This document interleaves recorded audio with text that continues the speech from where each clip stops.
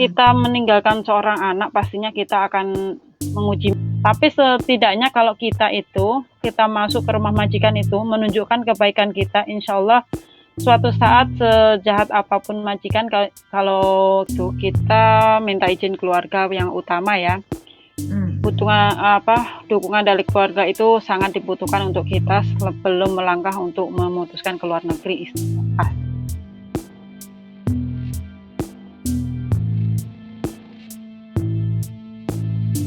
Selain di Hong Kong, apakah ada negara lain yang pernah Mbak Rifania bekerja? Saya itu bekerja di luar negeri. Itu pertama kali saya kerja di luar negeri itu di Malaysia. Pada waktu itu saya masih di bawah umur banget ya, di bawah umur. Masih baru tamat SMP setelah 1 tahun gitu ya. Kalau di bawah umur berarti 13 tahun.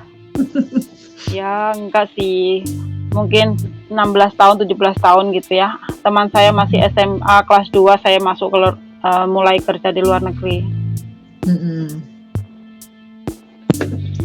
Begitu.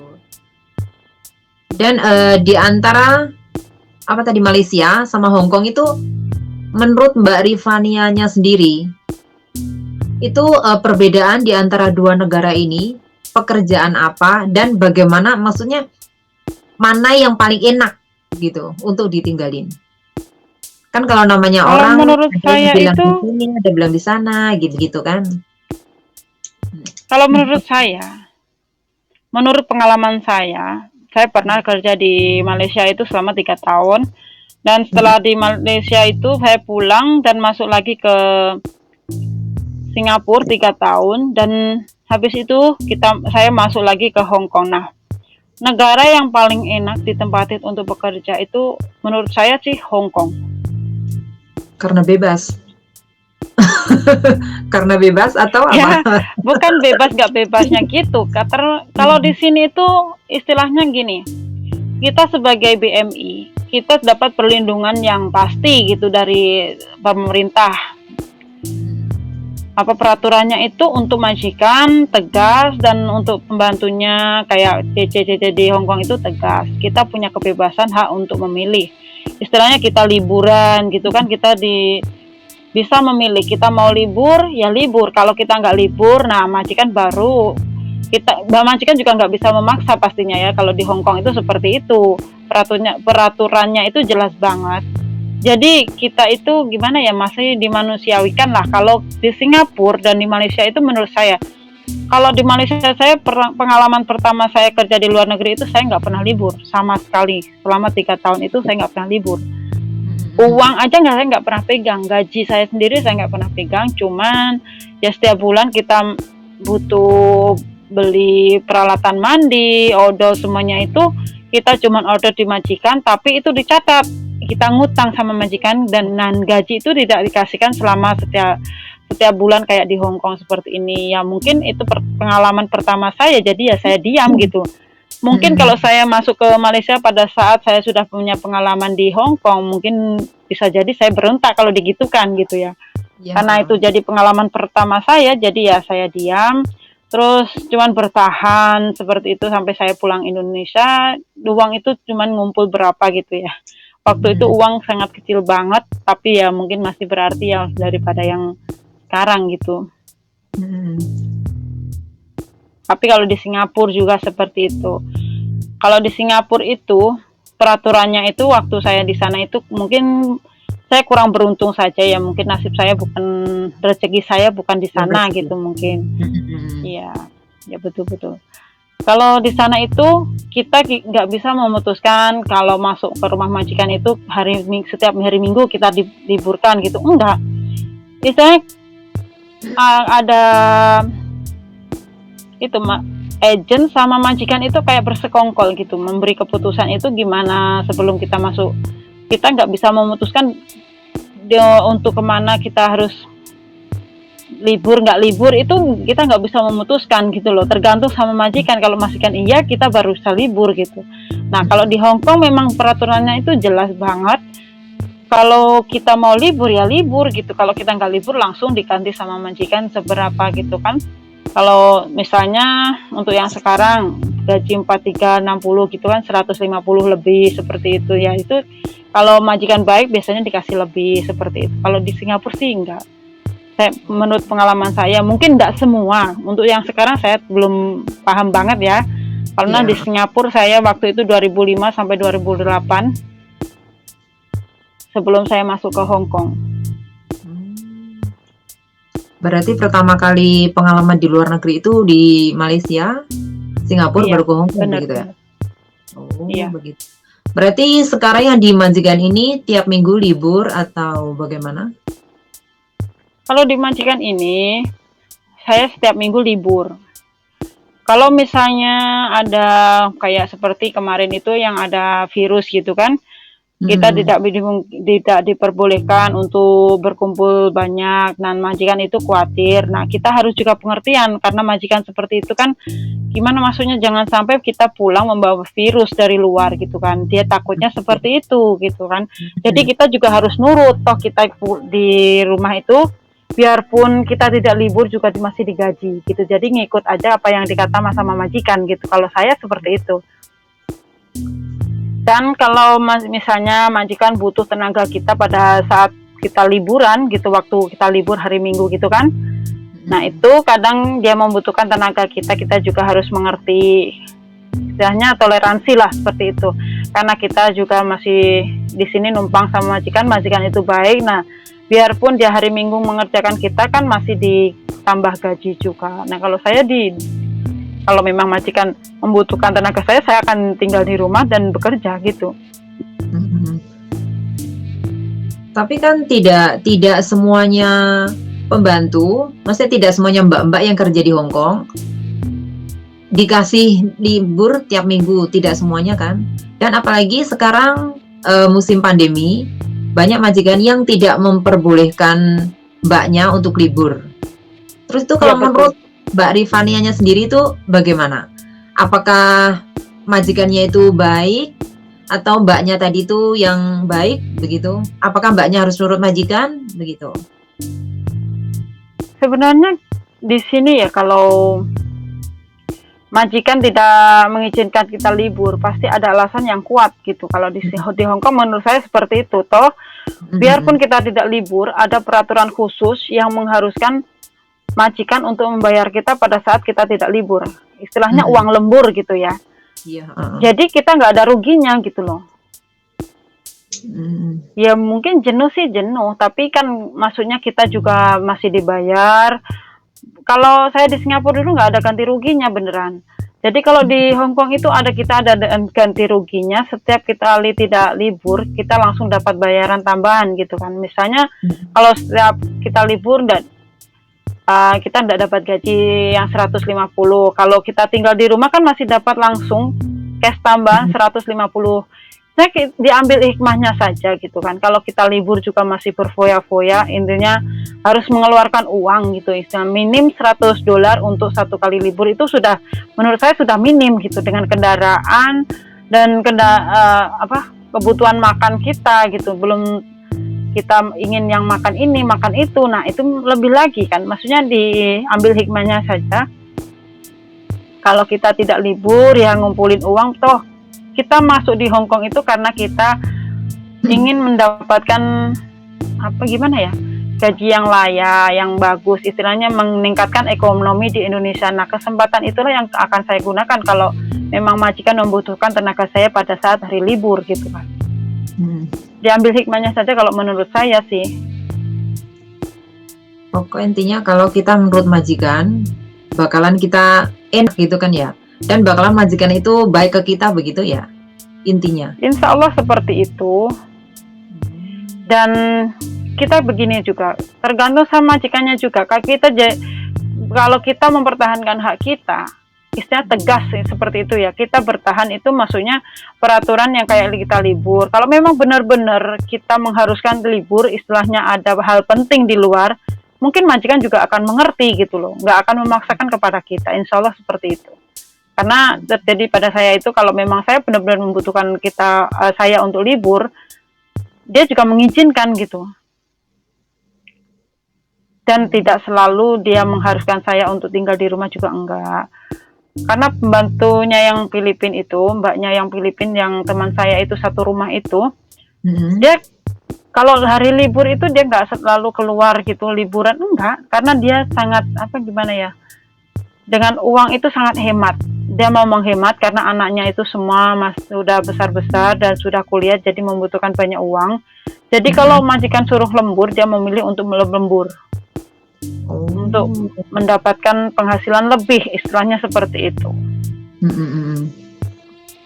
Tapi kan sekarang kan itu musim pandemi dan banyak mbak-mbak yang mengeyel untuk libur, sedangkan majikannya itu tidak mengizinkan dia libur.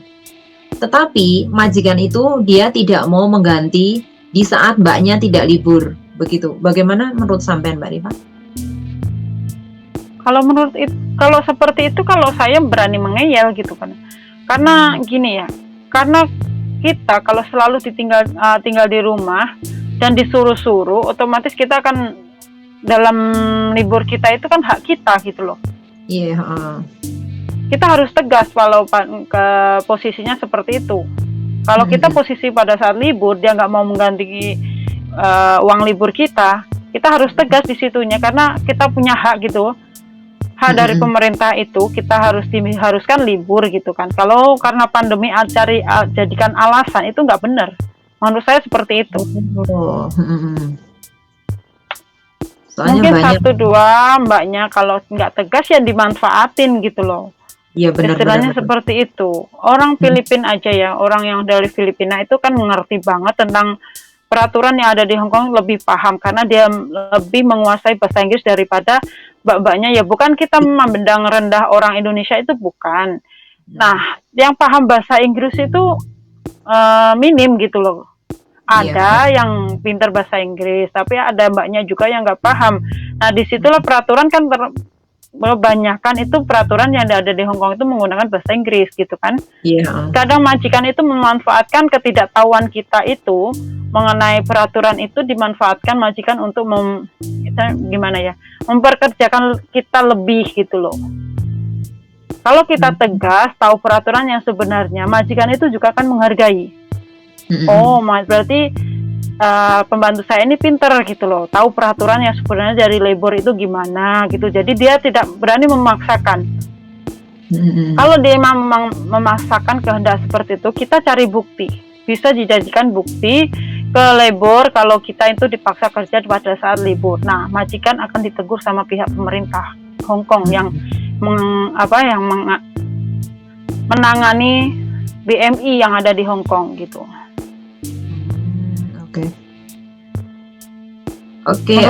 Di Hong Kong itu banyak shelter yang istilahnya itu loh, yang menolong kita, kayak yang tidak tahu tentang peraturan Hong Kong itu banyak organisasi-organisasi yang bisa menjelaskan hak-hak kita sebagai BMI.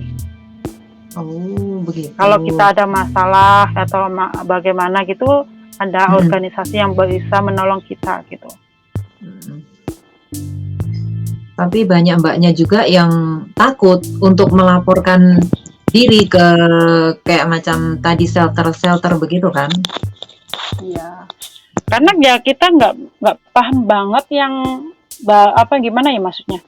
Peraturan yang ada di Hong Kong gitu, yang orang Indonesia itu nggak ada yang nggak paham. Kalau kita paham sebenarnya kita itu berani saja gitu loh. Kayak orang Filipina itu kan kebanyakan kalau majikan Hong Kong itu dengan orang Filipina itu disiplin gitu kan. Tapi istilahnya kalau kita libur, kalau orang Filipina itu biasanya pulang libur tuh nggak akan mengerjakan sesuatu gitu kan. Iya, benar. Biarpun mau rumahnya itu kita pulang libur kayak kapal pecah atau gimana, dia nggak ngerjain karena libur kita itu 24 jam gitu loh.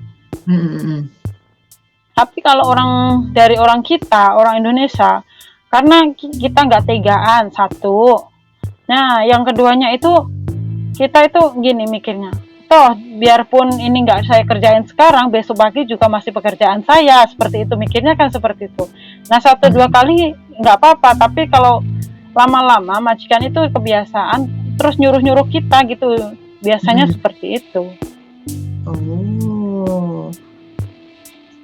Pokoknya intinya kita berani demi kebaikan gitu ya. Kalau memang kita berdiri di jalan yang istilahnya kita berdiri tegak yang benar, ngapain kita harus takut gitu? Kalau menurut saya Betul. seperti itu. Betul sekali. Oke, kita sudah berbincang lama. Dan apa faktor yang membuat keputusan Mbak Rifa untuk datang ke Hong Kong menjadi seorang TKW? Monggo. Nah, ini yang membuat saya gimana ya? Siapkan tisu. Bukan siapkan ini tisu gimana? Saya tahu ini pasti bikin ini. Kalau saya pertama kali saya membuat keputusan untuk keluar negeri itu lebih ke keadaan ya. Kalau saya dulu memang saya akui dari keluarga yang tidak mampu. Keinginan untuk bersekolah itu juga kuat banget. Nah, di situ kan setiap hari harus bertemu dengan teman-teman yang masih seumuran, sekelas waktu kita di SD, di SMP itu masih sekolah di SMA. Sedangkan saya tidak bisa sekolah. Nah, disitulah saya merasa minder dan setiap hari harus ketemu dengan teman-teman seperti itu, saya merasa nggak enak gitu. Jadi mau nggak mau kalau ada waktu itu ada orang yang nawarin untuk kerja ke luar negeri, saya langsung mau gitu aja karena saya nggak mau melihat teman saya itu sekolah gitu kan, saya iri istilahnya seperti itu. Hati kecil saya itu nangis itu. Teman saya masih sekolah, saya diharuskan untuk bekerja gini kan. Dalam hati itu kayak sakit banget gitu kan, nggak bisa menerima keadaan kok saya nggak bisa sekolah gitu, kayak minder lah istilahnya kalau orang kampung kan, melihat temannya sekolah gini terus saya nggak bisa sekolah itu terus diledekin gitu kan. Jadi saya memutuskan untuk keluar negeri dan waktu itu juga masih pertama kali, saya belum pernah ada pengalaman kerja yang jauh dari rumah, istilahnya nggak pulang ke rumah sampai berapa minggu gitu, belum pernah memang. Tapi ya karena tekad yang gimana ya, modalnya cuma modal nekat, karena saya nggak punya pengalaman apapun maksudnya jaga anak kecil atau itu belum pernah kerja seperti itu. Jadi ya tamat SMP baru 1 tahun diharuskan untuk keluar negeri, jadi ya agak kaget-kaget juga sih. Tapi ya modal nekat aja gitu, sampai alhamdulillah lah, disyukurin saja sampai sekarang. Toh biarpun kita nggak sekolah masih aja bisa mendapatkan rezeki yang halal, itu masih disyukurin untuk membantu orang tua istilahnya seperti itu. Bukan gimana ya maksudnya, kalau saya sih seperti itu saja Mbak, yang mendorong saya menekat jadi orang, karena kita kurang pendidikan juga kurang. Kalau di Indonesia pun kita diharuskan minim SMA gitu. Nah sekarang saya cuma lulusan SMP. Pekerjaan apa yang layak, yang bisa menghasilkan uang lebih besar gitu kan, minim gitu. Kita harus bekerja keras di kampung itu kan, ya bukannya menghina orang kampung itu gajinya seberapa sih, bukan. Tapi kita akan maunya lebih gitu kan.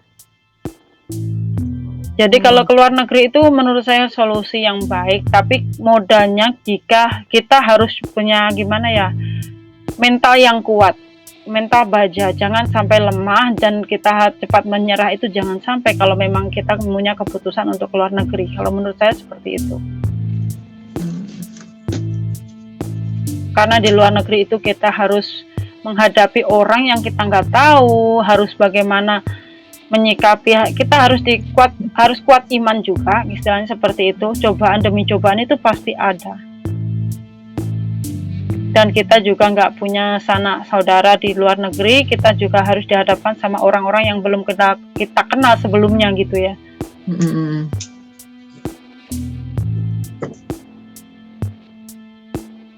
Tapi walaupun lulusan SMP, tapi alhamdulillah sudah bisa mendapatkan dolar, betul? Iya gitu. Kalau sekarang sih saya lebih bersyukur gini ya istilahnya ya.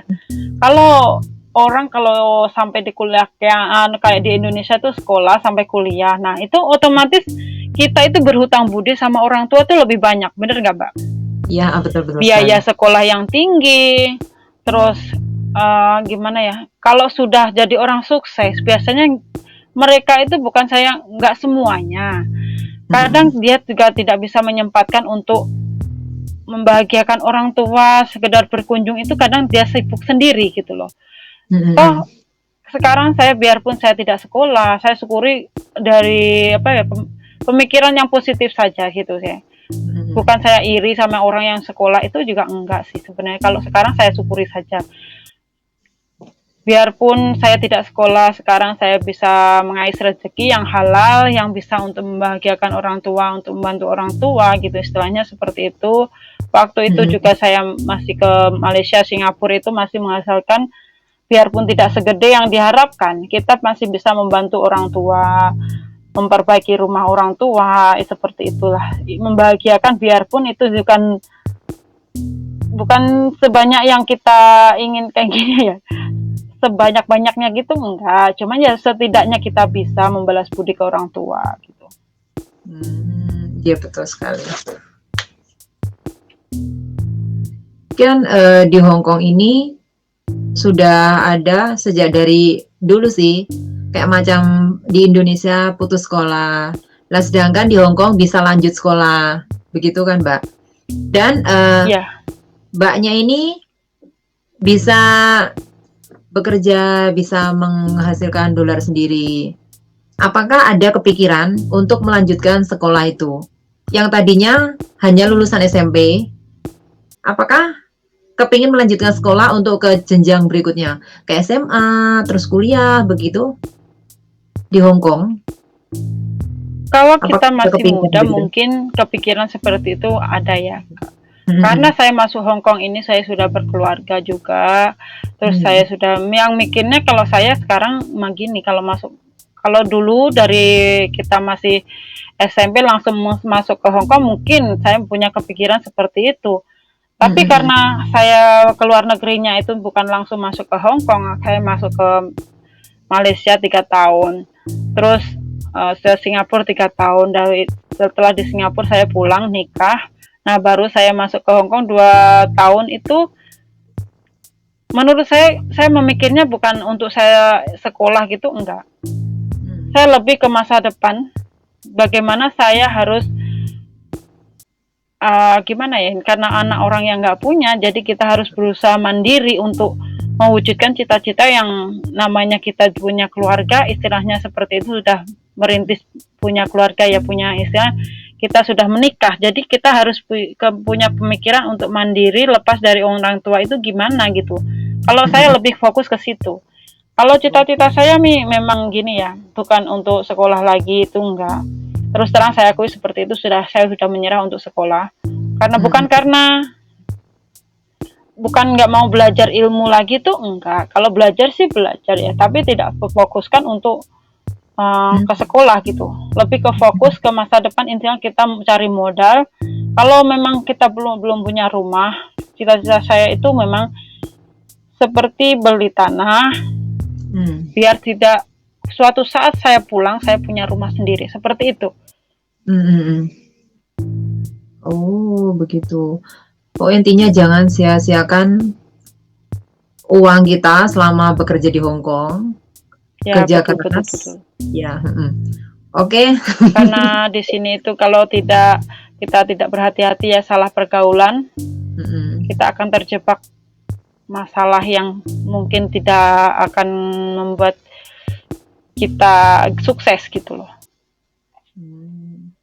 Karena di sini itu pergaulan sangat bebas, kita setiap minggu bisa libur gitu kan. Jangan sampai pesan-pesan saya untuk orang-orang yang masih baru ya, baru masuk Hong Kong, bukan saya menghina atau sok pintar, itu enggak.